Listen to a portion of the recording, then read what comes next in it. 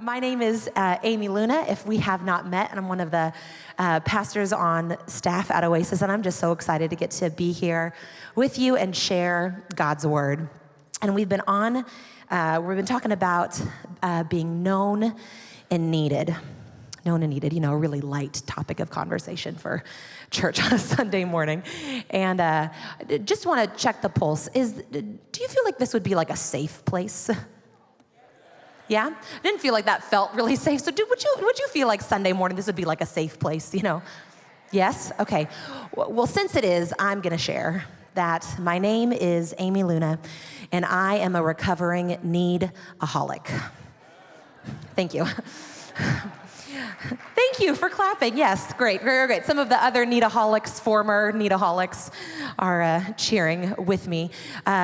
This subject of known and needed, I feel like I'm really crushing being needed. And I get to this place where it's like, oh man, I don't need to do all of the things, and so I'll just be. But then I need to do something, and I need to scratch the itch a little bit. And so it's like, oh, I can help fill out that spreadsheet for you, or I can help carry that thing to the garage, or I can bring some food to your house. I need to be needed. Anybody else? Yeah?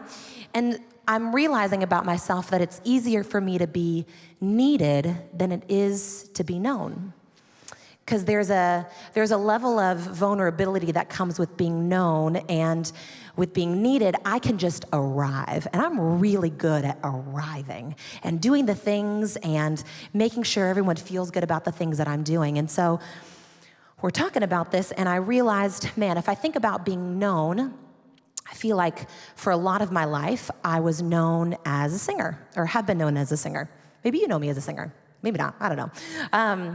And so it defined a lot of who I was. I got my identity wrapped up not in who I was, but in this thing that I did.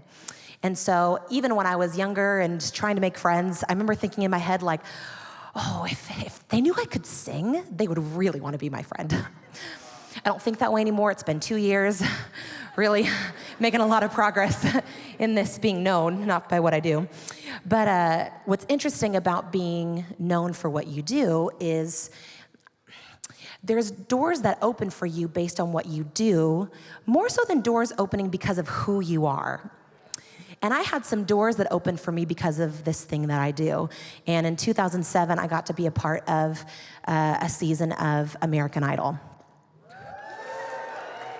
I think they have a picture. Yeah. Guys, this is terrible. The hair, the bang. This is still in the season where you wear your belts real high, Strong. Okay, we can take it away. Okay, please. But I auditioned for American Idol, and I didn't make it as far as I'd hoped, because thank you to the American public, you did not vote for me. Thanks. I've actually been waiting a really long time to talk to you about how you made me feel by not voting for me back in 2007, but I'm healed. It's fine. I've moved on from it. And so I did this process of doing American Idol, and the audition process is about 9 months long, from the beginning, the first big cattle call audition, until you make it to the live show, which is where you didn't vote for me. And so I'm going through this process, and I haven't watched the show in a really long time, so I don't know if they still do this, but after Hollywood Week, they have this episode where everybody walks down this long hallway, and the judges are sitting in front of you, and they look like they're about to give you terrible information, and so everything's sweating, and you're walking down this long hallway, and there's Paula, Randy, and Simon, the OGs. Thank you. And they're about to tell you if you made it onto the top 24 of American Idol, and if you get to be part of the live show. And so I walk down, very nervous, and there's cameras camera, and they're all watching you walk down, or filming you. And I sit down, and Simon makes a joke about my high belt, as you probably all did as well. And they tell me I made it on American Idol. And thank you. And I got very excited, and then they, you say you're excited and thanks and whatever, and you walk back, and then they do this video montage of everybody getting in the elevator. Has anybody seen this? Yes, okay, great. Whew, I'm not that old.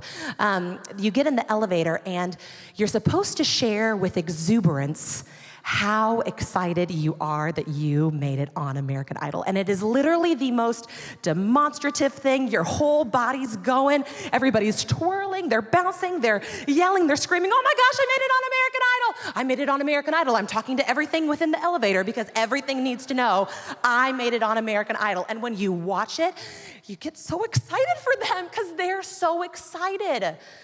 And if you know me and you've ever been to Disneyland and we've gotten to the tram ride, because the tram is a ride,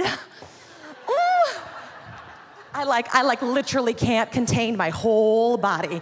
It just is like, we're here and I'm very excited. And then I turn to my husband and I'm like, babe, are you so excited we're at Disneyland? And he's like, yeah, this is cool. Okay, like what level of excitement are you? And he's like, oh, I'm probably a 9. No, a 9 looks like this. Just telling me that you're excited does not look like a 9. And so I don't have a hard time being expressive and excited. Ooh, I'm winded just from all the dancing. I don't have a hard time expressing when I get excited about things that are cool to me. So I've got my moment. I walk back down the long hallway. I get to the elevator. I enter the elevator, and this is what I did.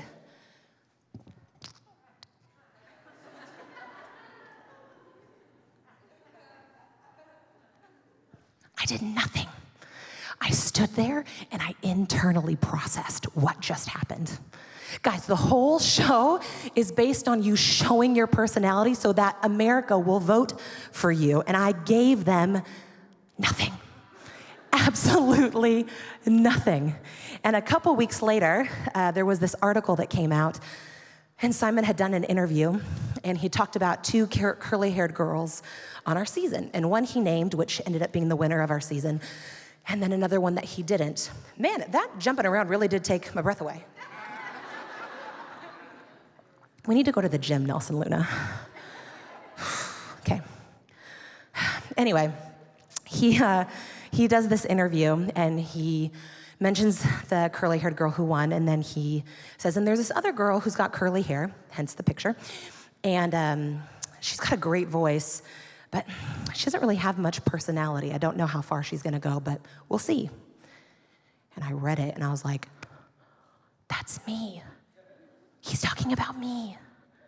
Oh, man. And what I didn't tell you about my American Idol experience is that the whole time I was on American Idol, or auditioning for this season, I had this debilitating fear that if I really let you know who I was, you wouldn't like it. Or that I had to become someone that you would like. And then there was this other tricky thing, because it's all filmed, that I was gonna get misrepresented. And they would find this shot of me having an attitude with someone or whispering to a contestant, and then they'd grab this like blurb from a random interview that I did, and they would create this person about who I was, because we've all seen it, and there's enough reality shows to know now, but I was so nervous that I was gonna get misrepresented that I was like, well, I don't know that I can let you in at all, because I need to protect who I am, because I don't know that I can handle what would happen if I got misrepresented or misunderstood. And so I didn't give them anything about being known. What I did do is anytime they needed me to do something, I was ready. So if they needed me to show up to a rehearsal, I was there overly on time. If we needed to sound check something, or somebody needed to go ahead of me, I was always very gracious to let somebody else go first. I was very overly kind to the producers and the people who worked on the show. Everything I needed to do, I like crushed. But when it came to being known, I just couldn't do it. I had this crazy fear. And I really feel like because of my lack of being known, I actually wasn't able to do the thing that God had opened up the door for me to do. And there's this scripture in Exodus 33, and it's talking about Moses. And Moses has just freed the people of Israel from Egypt, and they've crossed the Red Sea, and now they're traveling in the wilderness, and they're on their way to the promised land. And they would set up camp, and when they'd set up camp, Moses would set up this tent, like a little farther away outside of camp. And they called it the tent of meeting because this cloud would come down, which signified the presence of the Lord. And in that tent of meeting was where God and Moses would talk. They would talk. And in verse 11, it talks about how they talked to each other. It says, inside the tent of meeting, the Lord would speak to Moses face to face as one speaks to a friend. This isn't literal. They couldn't talk literally face to face. They weren't like in front of each other like, hi, which is awkward to talk to anybody like that. So I just realized what I did. I don't talk to anybody this close. It's fine. Everything's fine. You realize you do awkward things when you're talking in front of people. But it's metaphorically. They're speaking close. They're speaking intimately. There probably isn't a topic of conversation in that context that they couldn't bring up and talk about. There wasn't any wall. There was nothing hidden. It was intimate. God knew Moses closely. He knew him intimately. Moses knew God intimately. And if I'm honest, that's the part I have such a hard time with. Because I think there's a part of me that is still that 22, 23-year-old girl who wonders, oh, if I let you know all about me, will you like me? Or do I have to fit into this thing that I should fit into so that I can become acceptable to what you would like? That still runs through my head, and so I have this resistance to being known, and I continually have to shift wanting to be needed, and that being how I'm known. But being needed without being known is just a counterfeit intimacy. It's not the real thing. You can be known and feel like you're or be needed and feel like you're known, but it's not going to last very long. True intimacy is being known, good, bad, ugly, in the middle, janky, fully healed, all of it. That is true intimacy. And if I'm honest, I am on a journey of being known. There's this other example about being known. So there's being intimately known, and then there's this other example that Moses goes through in verse 12, and it says, one day Moses said to the Lord, you've been telling me, take these people up to the promised land. You haven't told me who you'll send with me. You have told me, I know you by name, and I look favorably on you. If it's true that you look favorably on me, let me know your ways so I may understand you fully and continue to enjoy your favor. And remember that this nation is your very own people. This type of knowing is a little bit different because God has told Moses he needs him to do something. He's needed for something. He's needed to take the people into this promised land. And Moses has some questions. He's like, okay, well, you told me to take these people who are really crazy to this promised land, and there's lots of things that we're gonna encounter, and so can you tell me, like, okay, who's gonna go with us to, like, go defeat all these armies we've gotta defeat, and I know that you said, like, I have your favor, but, like, I'd really like to keep your favor because your people don't do a really good job of helping me keep your favor, and so how can I do that? And I think the best way I can do that is if you tell me how you do all the things that you do, and then I will keep doing all the things that you think that I should do, and I'll keep your favor, and then we'll go to the promised land, tell me how to do the things. He wants to know how to do what God has called him to do. And he missed something because God told him, I need you to take the people to the promised land. I look favorably on you, but there's one thing Moses doesn't address. God tells him he knows him by name. He misses the significance of being known. My dad is a flight attendant. Go Alaska Airlines, woohoo. If you ever have flown Alaska, he's the very tall German man with white hair. His name is Siegfried. He didn't change his name, Siegfried. That is his real given name. A very sweet man. He has a very thick Austrian accent. It's adorable. But if you see him, that's my dad. Say hi. But what's interesting is when I fly without him, especially before I was married, my last name was Krebs. Got a name upgrade to Luna. Anyway, when I would fly, people would see my last name on my ticket, and they're like, "Oh, are you Siegfried's daughter?" And I'm like, "Yes, I am." They're like, "That's so cool." And I'm like, "Yeah, that's awesome." And then I would go about my flight. But there have been a couple of times that I've got to travel with my dad, and that is on another level. People are like, "Oh, Siegfried's here," and his family, and so they're like, "Oh, let's see if we can, get you into first class. They've got some extra seats, and if you need some food, don't worry about it. You don't have to pay for it." And everyone's like, "Are you doing good? Can I get you a hot water? Can I get you tea? What do you need?" And I'm like, it's nice to be known. And it matters who you know and who knows you. There's a different level of access we get because of who we know and who knows us. So Moses has all these questions about how he's gonna do the thing that God said he's gonna do, and God's like, "But I know you, and you know me." So that gives you a different level of access when you're about to go and take this promise.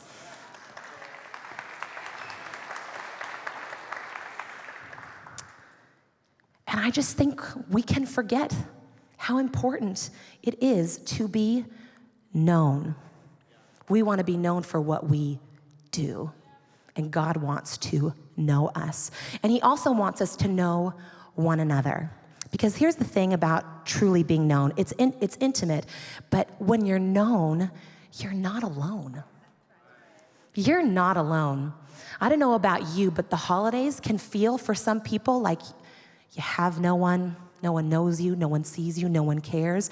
But being known supersedes that. It's the ability to transcend. Maybe you don't have family in the city, but you get to be known by someone. It means you're not alone. It means that you're not alone. And I love what God replies to Moses, because he doesn't tell him the plans. And he doesn't tell him more of the details. Gosh, I wish God would tell us more of the details. He's like, "Hey, go do this thing. You're awesome. A little more help here. I have a couple of questions. How am I going to do that? And where am I going to get things? And all the things." Like, "No, you're great."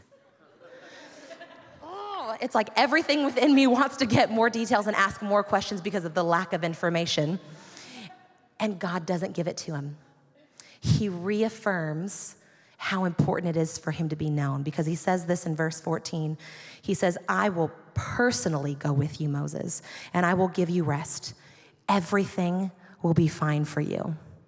Oasis Church, do you know that everything will be fine for you?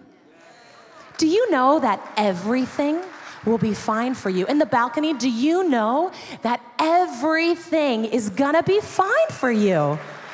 Everything